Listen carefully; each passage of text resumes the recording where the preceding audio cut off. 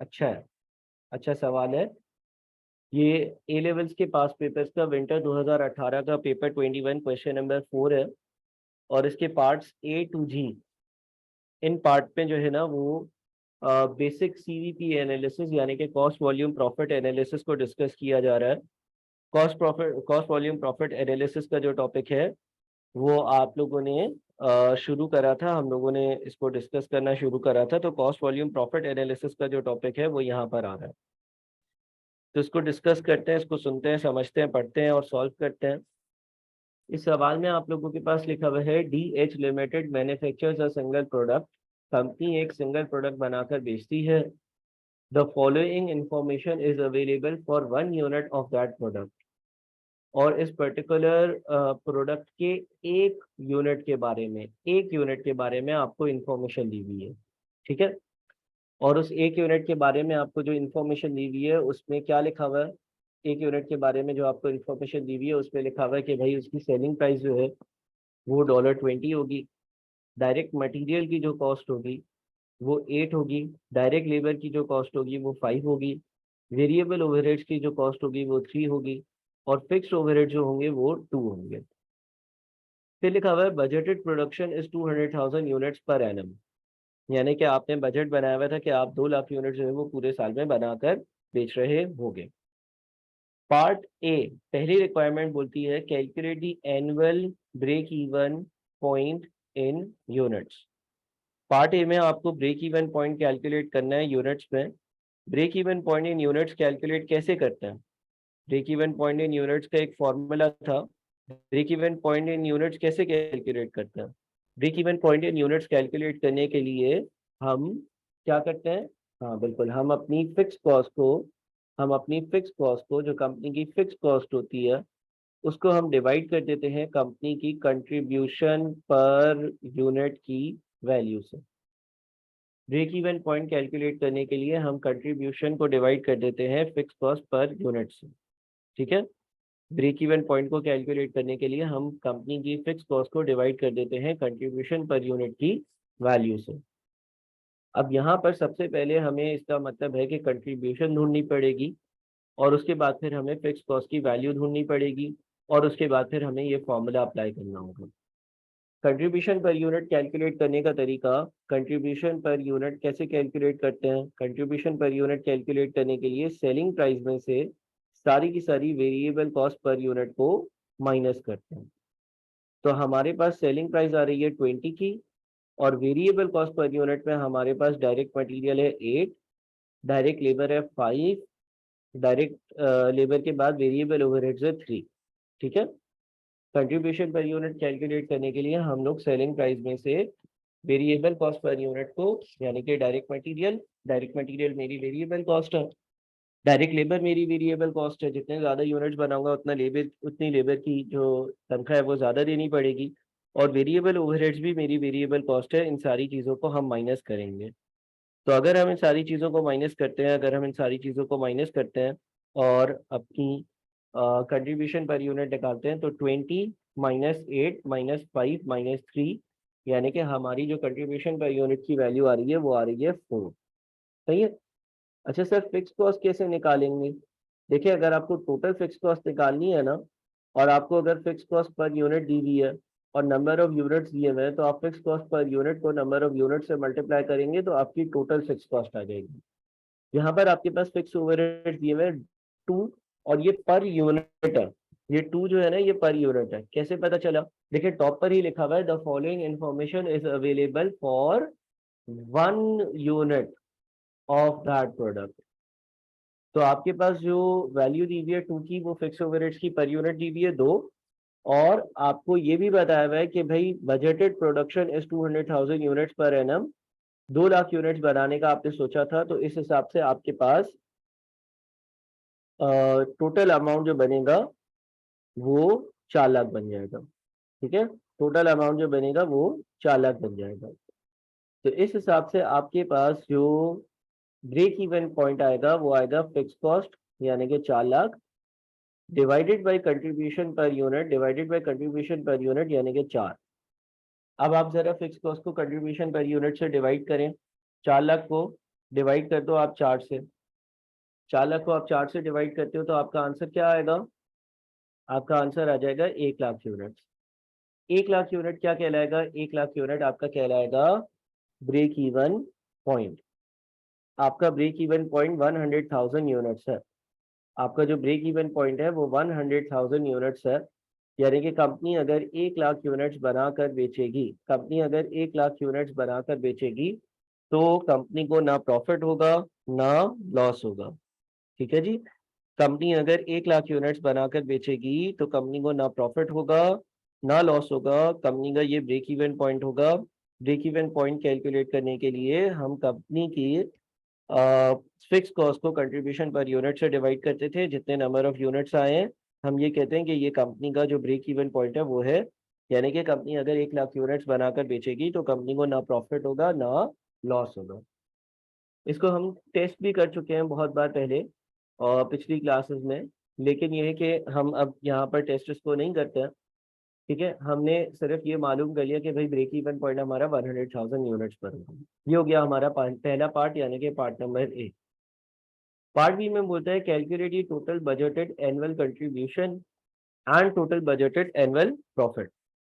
ठीक है, तो आपको ये कैलकुलेट करना है कि भाई कंपनी का टोटल जो बजटेड कंट्रीब्यूशन है, कंपनी की जो टोटल कंट्रीब्यूशन है वो कितनी होगी और कंपनी का जो टोटल बजटेड प्रॉफिट है ना उसकी वैल्यू कितनी होगी। अच्छा, अब यहाँ पर कंपनी ने एज पर बजट, कंपनी ने एज पर बजट क्या सोचा हुआ है कि कंपनी कितने यूनिट्स बेच सकेगी। कंपनी ने एज पर बजट ये सोचा हुआ है कि कंपनी जो है वो 2 लाख यूनिट्स बेच सकेगी। ठीक है जी, कंपनी ने ये सोचा हुआ है कि कंपनी 2 लाख यूनिट्स बेच सकेगी। तो अगर हम पार्ट बी को सॉल्व करते हैं, पार्ट बी में उसने हमसे पूछा हुआ है टोटल टोटल बजटेड कंट्रीब्यूशन। कोई बता सकता है कि टोटल बजटेड कंट्रीब्यूशन कैसे आएगी? पार्ट बी में उसने पूछा है calculate the total budgeted annual contribution and total budgeted annual profit. यानी कि पूरे साल की बजटेड कंट्रीब्यूशन क्या होगी और पूरे साल का जो बजटेड प्रॉफिट होगा ना वो क्या होगा। तो अगर हम टोटल बजटेड कंट्रीब्यूशन ढूंढते हैं तो टोटल बजटेड कंट्रीब्यूशन के लिए हमारे पास कंट्रीब्यूशन पर यूनिट है। एक यूनिट की कंट्रीब्यूशन है 4 और हमने बजट बनाया हुआ है कि भाई 2 लाख यूनिट्स बनाकर हम बेचेंगे। तो 4 को हम मल्टीप्लाई कर देते हैं 2 लाख से और 4 को अगर हम 2 लाख से मल्टीप्लाई करते हैं तो 4 मल्टीप्लाइड बाई 2 लाख यानी कि हमारी टोटल जो बजटेड कंट्रीब्यूशन है वो 8 लाख रुपए है। हमारी टोटल बजटेड कंट्रीब्यूशन जो है ना वो 8 लाख रुपए है। सही है। अच्छा, अगर कंट्रीब्यूशन में से फिक्स कॉस्ट को माइनस कर दिया जाए तो प्रॉफिट आता है। फिक्स कॉस्ट हमें मालूम है, फिक्स कॉस्ट हमारी टोटल जो फिक्स कॉस्ट है वो 4 लाख रुपए है। तो अगर टोटल फिक्स कॉस्ट हमारी 4 लाख रुपए है, कंट्रीब्यूशन में से अगर मैं फिक्स कॉस्ट को माइनस कर दूंगा तो मेरे पास टोटल टोटल बजटेड प्रॉफिट की वैल्यू आ जाएगी। हमारे पास टोटल बजटेड प्रॉफिट की वैल्यू आ जाएगी जो कि बनेगी 4 लाख। ठीक है जी। हमने टोटल जो हमारी बजटेड कंट्रीब्यूशन थी, टोटल बजटेड कंट्रीब्यूशन 4 × 2 लाख थी। 2 लाख यूनिट्स हमने सोचा था कि हम बना सकेंगे और बेच सकेंगे। एक यूनिट की कंट्रीब्यूशन 4 थी तो टोटल बजटेड कंट्रीब्यूशन 4 × 2 लाख यानी कि 8 लाख हो गई। और उसमें से हमने फिक्स कॉस्ट यानी कि 4 लाख को माइनस किया। जब हमने 4 लाख की फिक्स कॉस्ट को माइनस किया तो टोटल बजटेड प्रॉफिट हमारा आ गया 4 लाख रुपए। ये 4 लाख रुपए हमारा टोटल बजटेड प्रॉफिट आ गया। यानी कि हमने पार्ट ए भी सॉल्व कर लिया और पार्ट डी भी सॉल्व कर लिया। आई होप कि आप लोग साथ साथ कॉपी भी कर रहे हो और क्या कहते हैं, काइंडली इसको नोट कर लो। इसके बाद आगे बढ़ते हैं मजीद। ठीक है, मजीद आगे बढ़ते हैं और आगे देखते हैं कि क्या अगली चीज में लिखा हुआ है, अगले पार्ट पे क्या लिखा हुआ है। अच्छा, आगे अगर हम बात करते हैं तो हमारे पास अब लिखा हुआ आ रहा है एडिशनल इंफॉर्मेशन। ठीक है, एडिशनल इंफॉर्मेशन में आपके पास लिखा हुआ आ रहा है the directors are considering reducing the selling price of the product by 10%. Directors are considering reducing the selling price of the product by 10%. Directors ये सोच रहे हैं कि अब हम सेलिंग प्राइस को जो है ना वो 10% से कम कर दें। ठीक है, the new selling price will be lower than that of competitors. जो नई सेलिंग प्राइस आएगी वो जो कॉम्पिटिटर्स चार्ज करते हैं, यानी कि जो मेरे इंडस्ट्री में दूसरी मेरे सिमिलर प्रोडक्ट को बेचने वाली कंपनी है वो चार्ज करती है, उससे कम होगी। The directors are confident that as a result of this sales volume will increase by 50%। Directors को यूँ लगता है कि जब आप सेलिंग प्राइस को कम करोगे तो ज्यादा यूनिट्स बिकेंगे और 50% ज्यादा यूनिट्स बिक रहे होंगे। फिर लिखा हुआ है in order to produce the budgeted unit the company's labour force is currently working at 80% capacity. Workers will be paid an overtime premium of 25% for all the production over 100% capacity. Company अभी जो units बना रही है उसके लिए workers जो है वो अपनी 80% कैपेसिटी पर काम करते हैं। अब 80% कैपेसिटी का मतलब ये होता है कि अगर लेट से वर्कर्स दिन में 10 घंटे काम कर सकते थे तो वो 8 घंटे काम कर रहे हैं। Workers will be paid an overtime premium of 25% for all the production over 100% capacity. अगर इन्होंने 100% कैपेसिटी यानी कि जितने इनको घंटे बोला था उससे ज्यादा काम किया तो फिर मैं इनको 25% का प्रीमियम दूंगा। 25% का प्रीमियम ओवर टाइम प्रीमियम का मतलब ये है कि एक्स्ट्रा पैसे दूंगा। The additional production will enable the company to qualify for 12.5% discount on all the direct material। Further उसने ये लिखा कि जब आप इस तरह से करोगे तो आप बल्क में चीजें खरीदोगे तो आपको 12.5% का डिस्काउंट मिलेगा डायरेक्ट मटेरियल पर। The revised production will result in the fixed overheads cost per unit reducing by 30% for all the units produced. इन सारी चीजों की वजह से आपकी जो फिक्स ओवरहेड्स पर यूनिट है उसकी वैल्यू भी 30% से कम हो जाएगी। फिर सवाल कहता है रिक्वायरमेंट में रिक्वायर्ड सी में लिखता है calculate total budgeted annual profit if the directors proceed with their plans. Calculate the total budgeted annual profit if the directors proceed with their plans। अगर डायरेक्टर ये ऊपर वाला प्लान अडॉप्ट करते हैं, अगर डायरेक्टर्स ऊपर वाला प्लान फॉलो करते हैं, अगर डायरेक्टर्स ऊपर वाले प्लान पर अमल करते हैं तो कंपनी का टोटल प्रॉफिट जो है वो कितना होगा ये बताना है। अब यहाँ पर आपके पास जो क्लॉजेस लिखे हुए हैं, जो बातें लिखी हुई हैं, वो एक एक कर कर आपने जो है वो अप्लाई करनी होंगी। और एक एक कर कर जब आप अप्लाई करोगे तो आपके पास जो नया वाला प्रॉफिट होगा वो आपके सामने आ जाएगा। तो हम देखते हैं कि किस तरह से चीजें अप्लाई होंगी। ठीक है, सबसे पहले तो पॉइंट नंबर 1 की बात करते हैं। देखिए पॉइंट नंबर 1 में लिखा हुआ है the directors are considering reducing the selling price of the product by 10%। Directors ये सोच रहे हैं कि वो सेलिंग प्राइस जो है उसको 10% से कम कर दें। अब अगर डायरेक्टर्स ये सोच रहे हैं कि वो सेलिंग प्राइस को 10% से कम कर दें तो इनिशियली अभी ओरिजिनली अभी मेरी करंटली सेलिंग प्राइस कितनी है बताओ। अभी जो मेरे पास सेलिंग प्राइस लिखी हुई आ रही है वो कितने रुपए लिखी हुई आ रही है। अभी जो मेरे पास सेलिंग प्राइस लिखी हुई आ रही है वो 20 लिखी हुई आ रही है। डायरेक्टर्स ये सोच रहे हैं कि इस 20 को हम 10% से कम कर दें। तो इसका मतलब ये हो गया कि हम आ, अगर नई वाली सेलिंग प्राइस की बात करेंगे ना तो नई वाली सेलिंग प्राइस हो जाएगी न्यू वर्किंग जो हम कर रहे हैं पार्ट नंबर सी के लिए। दो काम कर सकते हैं हम, या तो हम 20 में से माइनस कर दें 20 का ही 10%, या तो हम 20 में से माइनस कर दें 20 का 10%। ठीक है, एक काम तो ये हो सकता है कि हम 20 में से माइनस कर दें 20 का 10%। तो 20 का 10% 2 बनता है, 20 में से माइनस किया तो 18 बन गया। दूसरा काम, अगर आपने किसी चीज को 10% से कम करना है, किसी चीज को अगर 10% से कम करना है तो आप उस चीज का 90% ले लो। 100 में से माइनस कर दो जितना परसेंट कम करना है और बकाया जो बच जाए उतना परसेंट ले लो। तो इसका मतलब ये हो गया कि नई वाली जो सेलिंग प्राइस होगी अब वो 20 के बजाय 18 होगी।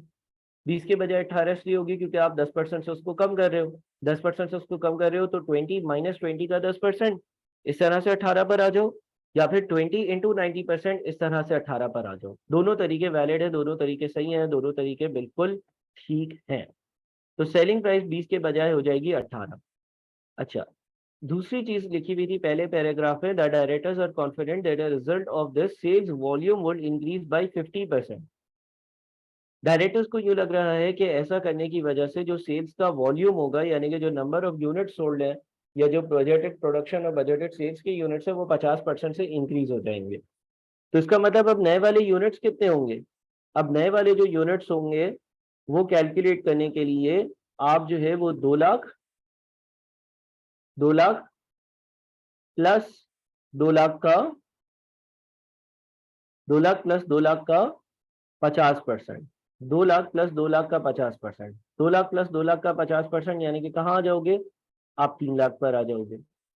2 लाख प्लस 2 लाख का 50%। या फिर आप ऐसे भी कर सकते हो, अगर कोई चीज 50% से इंक्रीज हो रही है तो आप उस चीज का 150% ले लो या उसको 1.5 से मल्टीप्लाई कर दो। अगर आप 150% लोगे या 1.5 से मल्टीप्लाई करोगे तो भी आपके पास 3 लाख आएगा। ये आपके पास न्यू यूनिट्स होंगे। अब आपके जो यूनिट सोल्ड होंगे वो यूनिट सोल्ड आपके 2 लाख नहीं होंगे बल्कि 3 लाख होंगे, क्योंकि उसने ये कहा कि भाई 50% ज्यादा चीजें बिकेंगी। अच्छा, अगर किसी चीज को 50% से इंक्रीज करना हो ना, अगर किसी चीज को 50% से इंक्रीज करना हो तो आप जो है वो उसको 150% से मल्टीप्लाई कर सकते हो। ठीक है, अगर किसी चीज को आपने कभी भी 50% से अगर इंक्रीज करना हो ना तो आप उसको 150% से मल्टीप्लाई कर सकते हो। और अगर आप कैलकुलेटर पे देखोगे तो 150% 1.5 के बराबर होता है। ठीक है, तो कभी भी किसी भी सवाल में कोई चीज अगर 50% से इंक्रीज करनी है तो आप जो है वो उसको 150% से मल्टीप्लाई कर दोगे और या 1.5 से मल्टीप्लाई कर दोगे। अगर ये नीचे वाला तरीका समझ नहीं आता तो ऊपर वाला तरीका यूज कर सकते हो, यानी कि 2 लाख प्लस 2 लाख का 50%। ठीक है, तो आपके पास 3 लाख आ जाएगा। कोई चीज 50% से इंक्रीज होती है तो उसका मतलब ये होता है कि अगर वो 100 थी तो अब वो 150 हो जाएगी, यानी कि 100% जो है वो 150% हो जाएगा। अब जब 100% जब 150% हो जाएगा तो उसका मतलब ये है कि वो 1.5 से इंक्रीज हो रहा है। ठीक है, दूसरी चीज ये है कि देखो जिनकी मैथ्स थोड़ी सी ज्यादा अच्छी नहीं है तो उनको ये वाला मेथड ज्यादा बेहतर लगता है, 2 लाख प्लस 2 लाख का 50%। अब देखो मैथमेटिकली अगर आप देखो 2 लाख को अगर मैं कॉमन ले लूं, 2 लाख को अगर मैं कॉमन ले लूं, 2 लाख को अगर मैं कॉमन ले लूं तो ब्रैकेट में क्या बचेगा, 1+50%। और 1+50% कितना होगा, 1+50%, 50% का मतलब होता है कैलकुलेटर पे 0.5। तो क्या हो रहा है इफेक्टिवली 2 लाख मल्टीप्लाइड बाय 1.5 हो रहा है। तो दो चीजें लिखी थी पहले वाले आपके पैराग्राफ में। एक चीज ये लिखी थी कि डायरेक्टर जो है वो सेलिंग प्राइस को 10% से कम कर देंगे। एक चीज ये लिखी थी कि सेलिंग प्राइस जब 10% से कम होगी तो 50% यूनिट्स ज्यादा बिकना शुरू हो जाएंगे। ये दो बातें हमारे पास मेंशन थी जिनको हमने यहाँ पर अकाउंट फॉर कर लिया। ठीक है जी, आई होप कि इसमें कोई मसला नहीं है किसी को भी। अच्छा, इसके बाद आगे बढ़ते हैं। आगे लिखा हुआ है in order to produce the budgeted units, in order to produce the budgeted units the company's labour force is currently working at 80% capacity. जो बजटेड यूनिट्स है वो बनाने के लिए लेबर अभी फिलहाल 80% कैपेसिटी पर काम कर रही है। 80% कैपेसिटी पर काम करने का मतलब ये है कि अगर लेट से ये टोटल 100 घंटे काम कर सकते थे या 100 घंटे काम करने की बात करी गई थी तो ये 80 घंटे काम कर रहे हैं, या ये अभी मजीद 20% ज्यादा काम कर सकते हैं। मिसाल के तौर पर किसी बंदे को तुमने काम पर रखा और उसको बोला कि तुमने सुबह 9 बजे आना है और शाम को 7 बजे चले जाना है। यानी कि मैंने एक वर्कर को रखा और बोला सुबह 9 बजे आओगे और शाम को 7 बजे जाओगे, यानी कि मेरे पास तुम 10 घंटे काम करोगे। फिल वक्त वो अगर 8 घंटे काम कर रहा है तो वो जितनी देर उससे कमिटमेंट हुई है काम करने की या जितनी देर वो काम कर सकता है वो उससे कम काम कर रहा है। तो इसी तरह से उसने बोला हुआ है कि in order to produce the budgeted units the company's labour force is currently working at 80% capacity. 80% capacity पर वर्कर्स काम कर रहे हैं और 80% कैपेसिटी पर काम कर कितने यूनिट्स बना रहे हैं, 2 लाख यूनिट्स बना रहे हैं। Workers will be paid an overtime premium of 25% for all the production over 100% capacity. अगर वर्कर्स ओवर टाइम करेंगे यानी कि अपनी 100% कैपेसिटी के बाद भी काम करते रहेंगे तो फिर उनको 25% का प्रीमियम देना पड़ेगा। ठीक है, अच्छा मौजूदा हालात में लेबर को कितना पैसे दिया जा रहा है, मौजूदा हालात में लेबर को एक यूनिट बनाने के लिए $5 दिए जा रहे हैं। मौजूदा हालात में लेबर को एक यूनिट बनाने के लिए $5 पे करे जा रहे हैं। मौजूदा हालात में लेबर को एक यूनिट बनाने के लिए $5 पे करे जा रहे हैं। अब अगर मिसाल के तौर पर लेबर ओवर टाइम करेगा तो लिखा हुआ है कि 25% का प्रीमियम पे होगा प्रीमियम का मतलब ये है कि नॉर्मली जितना उसको पे होता है उससे 25% ज्यादा पे होगा। तो अगर नॉर्मली उसको 1 यूनिट बनाने के लिए मैं $5 पे करता हूँ, तो जब वो मेरे लिए ओवर टाइम कर रहा होगा, ओवर टाइम के वक्त उसको कितनी पेमेंट हो रही होगी? उसको पेमेंट हो रही होगी 5 प्लस 5 का 25%, है ना। जब वो मेरे लिए ओवर टाइम करेगा तो उसके लिए जो पेमेंट हो रही होगी वो 5 प्लस 5 का 25%, यानी कि 6.25 की पेमेंट हो रही होगी। अगेन 6.25 को कैलकुलेट करने का दूसरा तरीका क्या है? 6.25 को कैलकुलेट करने का दूसरा तरीका ये है कि 5 को आप मल्टीप्लाई कर दो 1.25 से। अगर किसी चीज को आपने 25% से इंक्रीज करना है, अगर किसी चीज को आपने 25% से इंक्रीज करना है तो आप उसको 1.25 से मल्टीप्लाई कर दो। ठीक कह रहा हूं?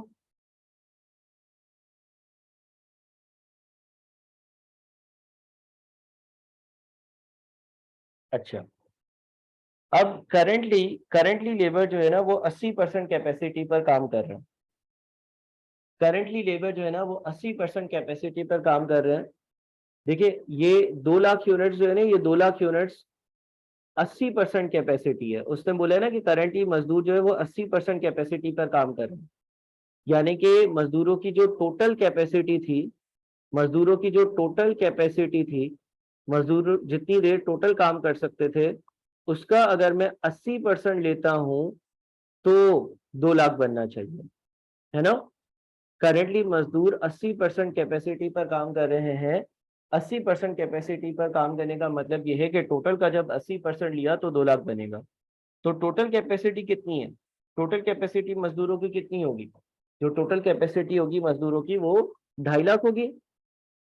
जो मजदूरों की टोटल कैपेसिटी होगी, जो मजदूरों की टोटल कैपेसिटी होगी वो 2.5 लाख होगी। मजदूरों की जो टोटल कैपेसिटी होगी वो कितनी होगी? 2.5 लाख होगी। Total capacity multiplied by 80% is equals to 2 lakh. तो टोटल कैपेसिटी जो होगी वो 2 लाख डिवाइडेड बाय 80%, यानी कि 2.5 लाख होगी। यानी कि मजदूर जो है वो 2.5 लाख यूनिट्स बना सकते थे। हाँ, फिल वक्त वो कितने यूनिट्स बना रहे हैं? फिल वक्त वो 2 लाख यूनिट्स बना रहे हैं। यानी कि अपनी 100% कैपेसिटी पर काम नहीं कर रहे बल्कि 80% कैपेसिटी पर काम कर रहे हैं। तो फिल वक्त मजदूर जो है ना वो सिर्फ और सिर्फ 2 लाख यूनिट्स बना रहे हैं। सवाल में ये मेंशन है कि भाई मजदूर जो है वो क्या कर सकते हैं? In order to produce the budgeted units, the company's labor force is currently working at 80% capacity. Workers will be paid an overtime premium of 25% for all the productions over 100% capacity. अच्छा देखो, अब नए हिसाब किताब के हिसाब से मुझे टोटल यूनिट्स कितने बनाने हैं? नया जो हिसाब किताब हमने किया है उसके हिसाब से मुझे 3 लाख यूनिट्स बनाने हैं। नए हिसाब किताब के मुताबिक मुझे कितने यूनिट्स बनाने हैं? 3 लाख यूनिट्स बनाने हैं। ऐसा ही है ना? नए हिसाब किताब के हिसाब से मुझे 3 लाख यूनिट्स बनाने हैं। इनकी टोटल कैपेसिटी है 2.5 लाख यूनिट्स। इनकी टोटल कैपेसिटी है 2.5 लाख यूनिट्स। तो मुझे बताओ, मुझे इनसे ओवर टाइम जो करवाना होगा वो कितने यूनिट्स के लिए करवाना होगा? बेटा, टोटल कैपेसिटी का 80% 2 लाख होगा ना। ये सवाल में मेंशन था, देखो इधर पढ़ो। In order to produce the budgeted units, budgeted units यानी कि 2 लाख, 2 लाख यूनिट्स बनाने के लिए the company's labour force is currently working at 80% capacity. इसका मतलब ये हो गया कि टोटल कैपेसिटी का 80% 2 लाख है। टोटल कैपेसिटी का 80% 2 लाख है, क्योंकि वो बोल रहा है कि 2 लाख 80% कैपेसिटी को रिप्रेजेंट करता है। तो टोटल कैपेसिटी ढूंढने के लिए क्या करेंगे? 80% जाकर राइट साइड पर 2 लाख से डिवाइड होगा। 2 लाख डिवाइडेड बाय 80% करेंगे तो इसका मतलब 2.5 लाख मेरी टोटल कैपेसिटी होगी ना। 2.5 लाख का 80% 2 लाख बनता है। अभी कंपनी 2 लाख यूनिट्स बना रही है, तो इसको टोटल कैपेसिटी का 80% 2 लाख बनना चाहिए, तो टोटल कैपेसिटी 2.5 लाख होगी। इसका मतलब ये हो गया कि 2.5 लाख यूनिट जो मैं लेबर से बनवाऊंगा ना, मैं लेबर की कॉस्ट की जरा रफ कंप्यूटेशन करता हूँ। 2.5 लाख यूनिट जो पहले मैं लेबर से बनवाऊंगा उसके लिए लेबर मुझसे $5 लेगी पर यूनिट बनाने के। और अपनी 100% कैपेसिटी के बाद 50,000 जो यूनिट्स ओवर टाइम में बनाएगी उसके हर यूनिट को बनाने के लिए मुझसे 6.25 लेगी। देखो, कंपनी टोटल 3 लाख यूनिट्स बनाएगी। 3 लाख में से पहले 2.5 लाख यूनिट्स के लिए मजदूर मुझसे $5 पर यूनिट मांगेंगे। और उसके बाद वाले जितने भी 50,000 यूनिट्स है उसके लिए मुझसे 6.25 मांगेंगे, क्योंकि उन्होंने बोला था कि हम 100% कैपेसिटी के अगर ऊपर काम करेंगे तो 100% कैपेसिटी के ऊपर काम कर जितने भी यूनिट्स बनेंगे उसके हम आपसे 25% प्रीमियम एक्स्ट्रा चार्ज करेंगे। 25% एक्स्ट्रा प्रीमियम चार्ज करने का मतलब यह है कि 5 के बजाय हम आपसे उसके बदले 6.25 लेंगे। ठीक है, 6.25 लेंगे। तो ये आपके पास जो है वो लेबर की इस तरह से वर्किंग होगी। ठीक है, हम अभी प्रॉफिट एंड लॉस अकाउंट बनाएंगे, अभी तो हम रफ वर्किंग कर रहे हैं। और हमने ये देख लिया कि भाई लेबर की जो कॉस्ट होगी वो किस तरह से होगी, 2.5 लाख यूनिट्स 5 वाले और 50,000 यूनिट्स के लिए 6.25 पे करूंगा। बात समझ में आ रही है, सबको क्लियर है यहाँ तक?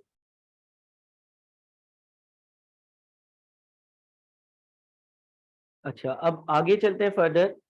फर्दर इससे बोला हुआ है कि the additional production will enable the company to qualify for 12.5% discount on all the direct material. यानी कि उसने फर्दर ये कहा कि भाई आप इतने ज्यादा यूनिट जब बना रहे होगे तो जिस सप्लायर से रॉ मटेरियल खरीदते हो वो आपको 12.5% का डिस्काउंट देने को तैयार है। वो आपको 12.5% डिस्काउंट देगा, 12.5% चीजें सस्ते में देगा। अब अभी एक यूनिट पर मटेरियल कितने का लग रहा है? अभी एक यूनिट पर मटेरियल $8 का लग रहा है ना। अगर मुझे 12.5% डिस्काउंट मिलता है, अगर मुझे 12.5% डिस्काउंट मिलता है तो इसका क्या मतलब हुआ? अगर मुझे 12.5% डिस्काउंट मिलता है तो अब मुझे मटेरियल कितने का मिलेगा? 8 माइनस 8 का 12.5%, है ना। अगर मुझे अभी मटेरियल $8 का मिल रहा है, अगर मुझे मटेरियल अभी $8 का मिल रहा है, तो उसके बाद मुझे जो मटेरियल मिलेगा वो 8 का, जब हम 12.5% कैलकुलेट करते हैं तो 8 का 12.5% यानी कि एक यूनिट का मटेरियल मुझे $7 का मिलेगा, क्योंकि मैं बल्क में परचेजिंग कर रहा हूँ। बल्क में परचेजिंग करने की वजह से मुझे डिस्काउंट मिल रहा है। बल्क में परचेजिंग करने की वजह से मुझे डिस्काउंट कितना मिल रहा है? 12.5%। तो अब $8 वाली चीज जो मुझे मिलेगी वो $8 की नहीं मिलेगी, बल्कि 8 माइनस 12.5% की मिलेगी। ठीक है, सस्ते में मिलेगी। अच्छा जी, उसके बाद मजीद आगे चलते हैं। अच्छा, क्या 7% किसी और तरह से भी कैलकुलेट हो सकता है? हाँ, अगर किसी चीज को आपने 12.5% कम करना है, अगर किसी चीज को आपने 12.5% कम करना है तो आप उस चीज का कितना परसेंट ले लो? आप उस चीज का 87.5% ले लो, तो भी 7 बनेगा। ठीक है, अगर किसी चीज को आपने 12.5% कम करना है, अगर किसी चीज को आपने 12.5% कम करना है तो या तो 8 में से 8 का 12.5% माइनस कर दो, या फिर 8 का 87.5% ले लो, दोनों एक ही बात है। तो हम 8 में से 8 का 12.5% माइनस करेंगे तो भी 7 बनेगा, और अगर हम 8 को 87.5% से मल्टीप्लाई करेंगे तो भी 7 बनेगा, एक ही बात है। अब ये 87.5% कैसे आया? 100 में से 12.5 माइनस कर दो, 100 में से 12.5 माइनस कर दो, क्योंकि आपने वैल्यू को रिड्यूस करना। इसके बाद बोलते हैं revise production result in the fixed overhead cost per unit reducing by 30% for all the units produced. फिर वो बोलता है कि फिक्स्ड ओवरहेड्स की कॉस्ट जो है वो पर यूनिट वो 30% से कम हो जाएगी। अभी कितनी है? अभी कितनी है फिक्स्ड ओवरहेड्स की कॉस्ट पर यूनिट जो मेंशन्ड है? वो $2 है। ठीक है, अगर $2 को मुझे 30% से कम करना है, अगर $2 को मुझे 30% से कम करना है, अगर मुझे $2 को 30% से कम करना है तो 2 माइनस 2 का 30%, 2 माइनस 2 का 30%। या तो एक तरीका ये है कि 2 में से 2 का मैं 30% माइनस कर दूं तो कितना आता है? 1.4 आता है। दूसरा तरीका ये है कि मैं 2 का 70% ले लूं तो भी 1.4 आएगा। ठीक है, 2 का 70% कैसे लिया? 2 का 70% ऐसे लिया कि 100 में से 30 माइनस किया, 70 बचा, तो हमने 2 का 70% ले लिया। आंसर आपका सेम आएगा।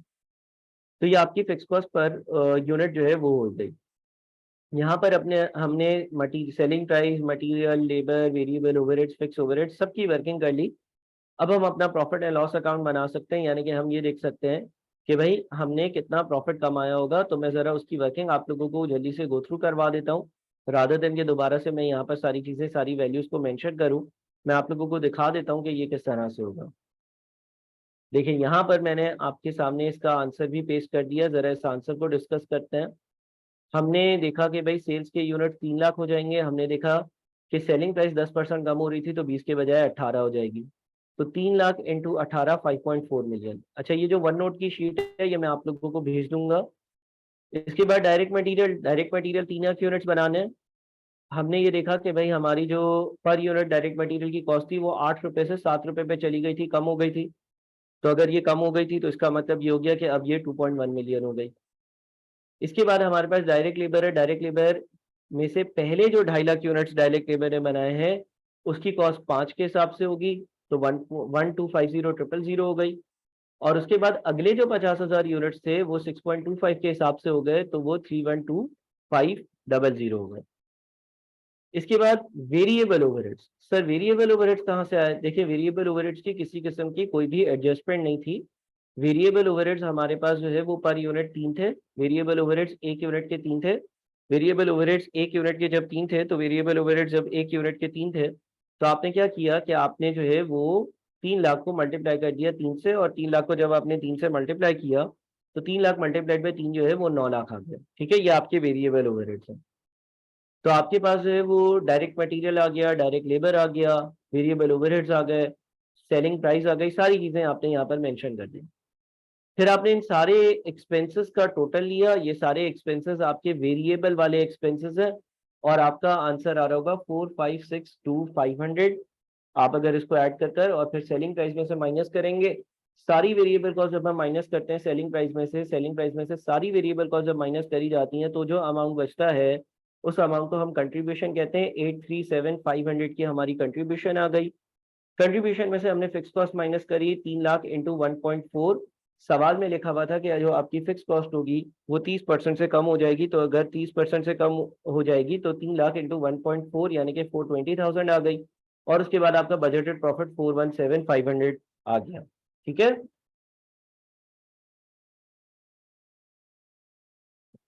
ठीक है, 417,500 आपका बजटेड प्रॉफिट आ गया।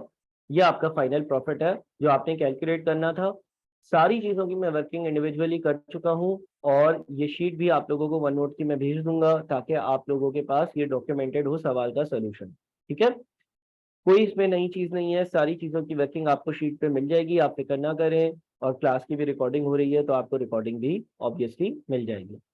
ये हमारा पार्ट सी हो गया। डन है, ओके है, गुड है, बताओ जल्दी से तो मैं आगे बढ़ूं। डन, गुड, ओके, बताओ मैं आगे बढ़ूं। ठीक है, सारी सारी सारी सारी वर्किंग इंडिविजुअली हम कर चुके हैं, कोई फिक्र की बात नहीं है। एक एक वर्किंग हमने ऊपर चेक कर ली है, किसी किस्म का कोई मसला नहीं है। ठीक है, अच्छा, उसके बाद पार्ट डी। पार्ट डी में लिखा हुआ है calculate the revised break even point in units if the directors proceed with their plan. Revised break even point क्या होगा? जाहिर है आपने इतनी सारी चेंजेस करी हैं, तो इतनी सारी चेंजेस करने के बाद ब्रेक इवन पॉइंट भी हो सकता है कि नया कैलकुलेट हो रहा हो। तो आपने ये बताना है कि नया वाला ब्रेक इवन पॉइंट जो है ना वो क्या होगा। ब्रेक इवन पॉइंट कैसे कैलकुलेट होता है? ब्रेक इवन पॉइंट कैलकुलेट करने का क्या तरीका है? ब्रेक इवन पॉइंट कैलकुलेट करने का तरीका है fix cost divided by contribution per unit. ठीक है, ब्रेक इवन पॉइंट कैलकुलेट करने का तरीका है fix cost divided by contribution per unit. तो अगर आप ब्रेक इवन पॉइंट कैलकुलेट करते हो तो सबसे पहले आप कंट्रीब्यूशन पर यूनिट देख लो। अच्छा, कंट्रीब्यूशन पर यूनिट अगर ये प्रॉफिट एंड लॉस अकाउंट बना हुआ है तो दो तरह से आ सकती है। एक तो 18 की सेलिंग प्राइस माइनस सारी की सारी वेरिएबल कॉस्ट मटेरियल। अच्छा सही है, हाँ यहाँ पर, हाँ सुनो सुनो सुनो गौर से, यहाँ पर कंट्रीब्यूशन पर यूनिट कैलकुलेट करने के लिए जो तरीका हमें अप्लाई करना पड़ेगा ना, वो तरीका ये अप्लाई करना पड़ेगा कि हम टोटल कंट्रीब्यूशन को डिवाइड कर देंगे नंबर ऑफ यूनिट से। ठीक है, पहले जरा इसको कैलकुलेट कर लेते हैं ब्रेक इवन को, फिर मैं जरा समझाता हूँ। देखिए, कभी भी अगर आप टोटल कंट्रीब्यूशन को नंबर ऑफ यूनिट से डिवाइड करते हैं तो आपकी कंट्रीब्यूशन पर यूनिट आ जाती है। यहाँ पर आपके पास जो टोटल कंट्रीब्यूशन आ रही है वो आ रही है 837,500 डिवाइडेड बाई, ये कितने यूनिट्स की है? ये 3 लाख यूनिट्स की है। तो 837,500 divided by 3 lakh, 837,500 divided by 3 lakh, 837,500 divided by 3 lakh, तकरीबन तकरीबन 837,500 डिवाइडेड बाई 3 लाख कितना बनता है भाई, बताना जरा। 837,500 डिवाइडेड बाई 3 लाख कितना बनता है, बताना जरा। 2.79 बन रहा, 2.79 बन रहा। ठीक है, 2.79 बन रहा। फिर ब्रेक इवन पॉइंट कैसे आता है, break even point in units कैसे आता है? Break even point in units calculate करने के लिए फिक्स कॉस्ट यानी कि 4,20,000 divided by contribution per unit यानी कि 2.79। ठीक है, break even point in units calculate करने के लिए 4,20,000 divided by contribution per unit यानी कि 2.79, तो ये आ रहा है 150,537.6। 150,538 कह सकते हैं, हम कह सकते हैं 150,538 यूनिट्स। ठीक है जी, 150,538 यूनिट्स ये मेरा ब्रेक इवन पॉइंट होगा। 150,538 यूनिट्स ये मेरा ब्रेक इवन पॉइंट होगा। क्लियर है भाई? 150,538 यूनिट्स मेरा ब्रेक इवन पॉइंट होगा। अब यहाँ पर आप लोगों का सवाल ये बन सकता है कि सर यहाँ पर हमने कंट्रीब्यूशन पर यूनिट को कैलकुलेट करने के लिए वो वाला तरीका अप्लाई क्यों नहीं किया, selling price minus variable cost per unit? बेटा वो तरीका यहाँ पर इसलिए अप्लाई नहीं हो सकता, गौर से सुनना, वो तरीका यहाँ पर इसलिए अप्लाई नहीं हो सकता क्योंकि कुछ यूनिट्स की जो लेबर की कॉस्ट है वो 5 है और कुछ यूनिट्स की लेबर की जो कॉस्ट है वो 6.25 है। कुछ यूनिट्स की जो लेबर की कॉस्ट है वो 5 है और कुछ यूनिट्स की लेबर की जो कॉस्ट है वो 6.25 है। बात समझ में आ रही है? यानी कि जो आपकी लेबर की कॉस्ट है वो कुछ यूनिट्स की अलग है और कुछ यूनिट्स की कुछ और है, तो इसलिए वो तरीका अप्लाई करने बड़ा मुश्किल हो तो जाता, लेकिन आपको एक एवरेज लेबर की कॉस्ट का रेट निकालना होता, और इसलिए मैंने जो है वो कंट्रीब्यूशन पर यूनिट निकालने के लिए टोटल कंट्रीब्यूशन वाला तरीका अप्लाई कर लिया। जब आपके पास हर यूनिट जो है उसका सेम रेट ना हो तो आप भी कंट्रीब्यूशन पर यूनिट कैलकुलेट करने के लिए टोटल कंट्रीब्यूशन को नंबर ऑफ यूनिट से डिवाइड कर दो। अब आपके पास टोटल कंट्रीब्यूशन आ रही थी 837,500, आपने उसको नंबर ऑफ यूनिट से डिवाइड किया तो आपकी कंट्रीब्यूशन पर यूनिट आ गई, और फिर आपने फिक्स कॉस्ट को कंट्रीब्यूशन पर यूनिट से डिवाइड कर दिया तो आपका ब्रेक इवन पॉइंट आ गया। क्या ये बात क्लियर है, समझ में आ गई, डन है?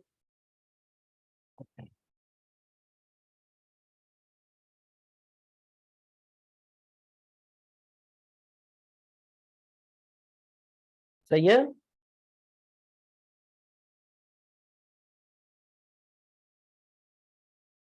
अच्छा सर, फिर भी अगर मैं ये चाहूँ कि यही फॉर्मूला अप्लाई करना है मुझे, यानी कि selling price minus variable cost per unit का, तो क्या करना पड़ेगा? तो आपको जो लेबर की कॉस्ट है ना उसका एक एवरेज निकालना पड़ेगा, लेबर की कॉस्ट का एवरेज निकालना पड़ेगा, फिर कंट्रीब्यूशन पर यूनिट सेम आ जाएगी। सर वो कैसे निकालेंगे? देखिए जो लेबर की आपकी कॉस्ट है वो कितनी है, 1,250,000 और 3,125,000। जो आपकी लेबर की कॉस्ट है वो कितनी है, 1,250,000 और 3,125,000। और ये टोटल कितने यूनिट्स की है, ये टोटल कितने यूनिट्स की है, ये टोटल 3 लाख यूनिट्स की है ना? तो आप एक एवरेज रेट निकाल लो लेबर की कॉस्ट का। लेबर की कॉस्ट का एवरेज रेट कैसे आएगा, 1,250,000 प्लस 3,125,000, दोनों को ऐड किया और 3 लाख से डिवाइड किया, तो आपके पास आ जाता है 5.2083 समथिंग, है ना, 5.2083 समथिंग, 5.2083 समथिंग पर यूनिट। अब आप क्या करो, selling price minus direct material की कॉस्ट माइनस लेबर की कॉस्ट, ये एवरेज वाली 5.2083 वाली, और माइनस वेरिएबल ओवरहेड्स की कॉस्ट। ठीक है, अब चेक करो जरा, 18 माइनस 7 माइनस 5.2083 माइनस 3, तो आपके पास वापस से 2.79 आ रहा है। ठीक है, तो जब इस तरह से लेबर की डिफरेंट डिफरेंट कॉस्ट हो तो या तो आप यूनिट्स का एवरेज ले लो और उसके बाद फिर आप कंट्रीब्यूशन पर यूनिट निकाल लो, या फिर आप जो है वो टोटल कंट्रीब्यूशन को डिवाइड कर दो नंबर ऑफ यूनिट से। Done sir, okay sir, go ahead sir, मुझे कंफर्मेशन दे दो ताकि मैं आगे बढ़ूं जल्दी से। ये सवाल में से कुछ चीज कॉपी करने की जरूरत नहीं है, आप लोगों को ये वाली पीडीएफ मिल जाएगी, आप लोगों को ये फाइल मिल जाएगी वन नोट की। ठीक है, done.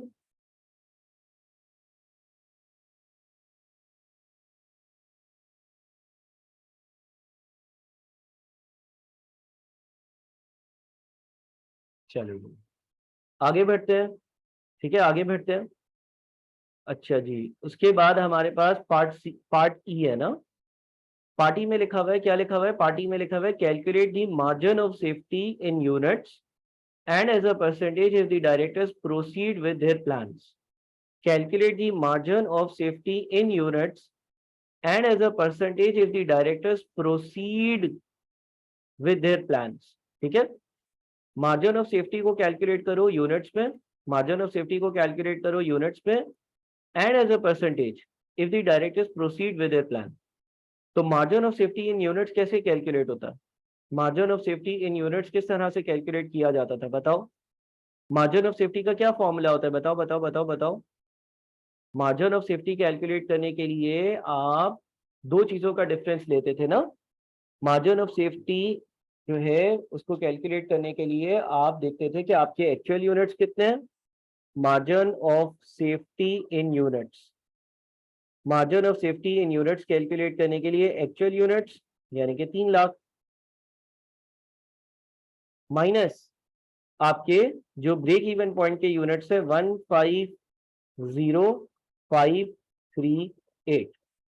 Margin of safety in units calculate करने के लिए आपने 3 लाख माइनस 150,538 यानी कि ब्रेक इवन पॉइंट के यूनिट्स, तो आपका margin of safety in units आ जाता है 149,462 149,462। ठीक है, margin of safety in units आपका आ जाता है 149,462। अच्छा, margin of safety in percentage calculate करना हो तो उसका क्या फॉर्मूला था? Margin of safety in percentage calculate करने के लिए margin of safety in units को एक्चुअल यूनिट से डिवाइड कर देता है। तो आपके पास margin of safety in percentage कैसे आएगा? Margin of safety in percentage जो आएगा वो आपके पास आ जाएगा 149,462 डिवाइडेड बाई एक्चुअल यूनिट्स यानी कि 3 लाख। ठीक है, तो आपके पास margin of safety in percentage आ जाएगा।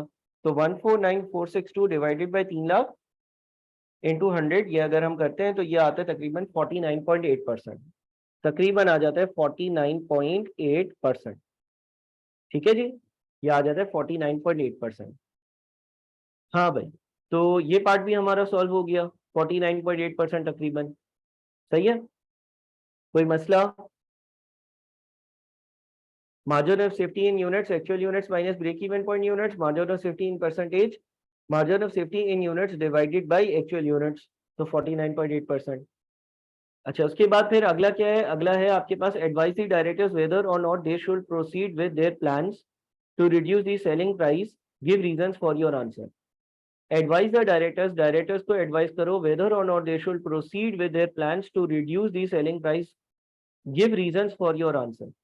यानी कि आपने डायरेक्टर्स को ये सजेशन देना है, डायरेक्टर्स को ये एडवाइस करना है, डायरेक्टर्स को ये बताना है कि क्या वो ये जो करंट इनके हालात थे, करंट जिस तरह से चल रहे थे उससे इस तरह यानी कि इस प्लान पर चेंज करना चाहिए, यानी कि क्या उनको ये सारी एडजस्टमेंट्स करनी चाहिए, क्या उनको सेलिंग प्राइस कम करनी चाहिए, क्या उनको यूनिट ज़्यादा बेचने चाहिए, इस तरह की थ्योरी पूछ रहा।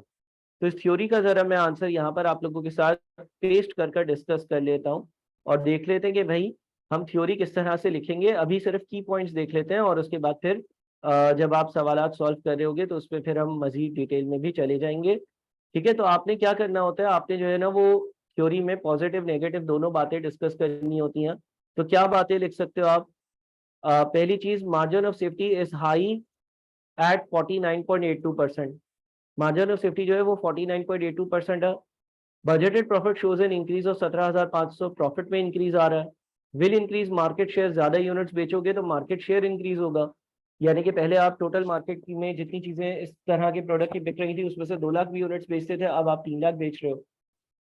Factory will be working at 100% capacity, और फैक्ट्री जो है वो खाली नहीं जा रही होगी, वो अपनी 100% कैपेसिटी पर काम कर रही होगी, 100% कैपेसिटी पर काम कर रही होगी। ठीक है, तो margin of safety is high, budgeted profit shows an increase, will increase the market share, और factory will be working at 100% capacity. ये सारे आपने पॉइंट्स लिख लिए कि भाई ये सारे पॉइंट्स पॉजिटिव पॉइंट्स है ना, ये सारे पॉइंट्स जो है वो पॉजिटिव पॉइंट्स है। मार्जिन ऑफ सेफ्टी बढ़ जाएगी, बजटेड प्रॉफिट जो है वो इंक्रीज हो जाएगा, मार्केट शेयर जो है वो इंक्रीज हो जाएगा, फैक्ट्री जो है वो 100% से ज्यादा कैपेसिटी पर काम कर रही होगी। अच्छा, नेगेटिव में क्या है? How reliable are the directors estimates, director के अंदाजे कितने ज्यादा रिलायबल हैं, डायरेक्टर जो है वो कितना बेहतरीन अंदाजा लेकर चल रहे हैं, यानी कि इन्होंने जो ये अंदाजा लगाया कि 2 लाख के बजाय 3 लाख यूनिट्स बेचेंगे, तो ये सही है या नहीं? Will competitors reduce their price affecting the estimated sales growth, यानी कि कॉम्पिटिटर्स जो है, अगर आप सेलिंग प्राइस कम करोगे तो ऐसा तो नहीं है कॉम्पिटिटर्स भी सेलिंग प्राइस कम कर दें। Will employees be working to work the overtime, willing to work the overtime, क्या जो आपके वर्कर्स हैं वो ओवर टाइम करने के लिए तैयार होंगे? Will quality suffer because of working over time, over time की वजह से क्वालिटी खराब तो नहीं हो जाएगी? वर्कर जो बहुत ज्यादा काम करेंगे तो उसकी वजह से उनकी क्वालिटी खराब तो नहीं हो जाएगी? तो ये पॉइंट्स आपने कुछ डिस्कस करने हैं। बहरहाल थ्योरी इतना ज्यादा इंपॉर्टेंट एरिया नहीं है हमारा, तो कोई मसले की बात नहीं है। इसके बाद एडिशनल इंफॉर्मेशन में कुछ और है। The company has used the same direct material supplier for many years, company बहुत सालों से एक ही सप्लायर से डायरेक्ट मटेरियल परचेज कर रही है। But the directors have now been informed that there will possibly be a shortfall of available material in the next 6 months. और अब डायरेक्टर्स को ये लगता है कि जो मटेरियल है ना उसमें कोई शॉर्टफॉल आएगा, उसमें कोई कमी आएगी अगले 6 महीनों में। They have sourced an alternative material from a new supplier at the same price. तो इन्होंने जो है ना वो सप्लायर चेंज किया, जिससे आजकल चीजें खरीद रहे थे उसको हटाकर और किसी और से चीजें खरीद रहे हैं। State 3 issues that the director should consider before changing a supplier. आप बताएं क्या इशू होते हैं जब आप सप्लायर को चेंज करते हो, जिससे आप रॉ मटेरियल खरीद रहे थे, उसके बजाय किसी और बंदे से रॉ मटेरियल खरीदना शुरू कर दोगे, तो आपको क्या लगता है कि क्या इश्यूज आप फेस कर सकोगे? क्या इश्यूज फेस हो सकते हैं?